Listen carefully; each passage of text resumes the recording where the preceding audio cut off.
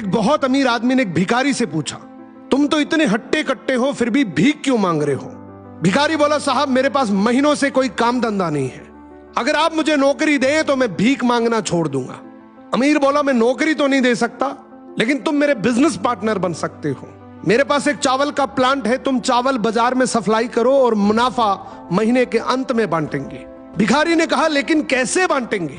क्या मैं 20% लूंगा और आप 80%? अमीर बोला, मुझे सिर्फ 10% चाहिए, बाकी 90% तुम्हारा होगा, ताकि तुम जल्दी तरक्की कर सको। भिखारी ने जोरों से काम शुरू कर दिया। उम्दा चावल और सस्ते दामों से उसकी बिक्री बहुत बढ़ गई और उसे खूब मुनाफा हुआ।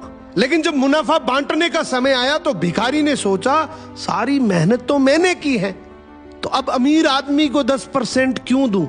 अगले दिन अमीर आदमी आया और जब हिस्सा मांगा तो भिखारी ने बहाना करते हुए कहा कि साहब मुझे तो बहुत नुकसान हुआ है, मुझे जितना मुनाफा हुआ है उतना तो कर चुकाना है, तो इस हिसाब से मुझे कोई मुनाफा नहीं हुआ, तो आप इसके हकदार नहीं हैं। अमीर आदमी ने कुछ नहीं बोला और वहां से चला गया। भिखारी बड़ा खुश हुआ, सोचा सारा प्रॉफिट मेरा हो गया। अब भिखारी उन पैसे से रोज मौज करे।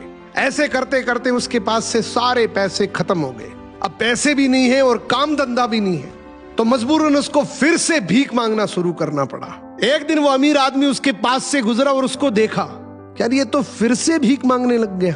अमीर आदमी ने एक बहुत अच्छी बात बोली कि इस दुनिया में गरीब और अमीर आदमी जो होता है ना, उसमें सबसे बड़ा डिफरेंस होता है उसकी सोच का।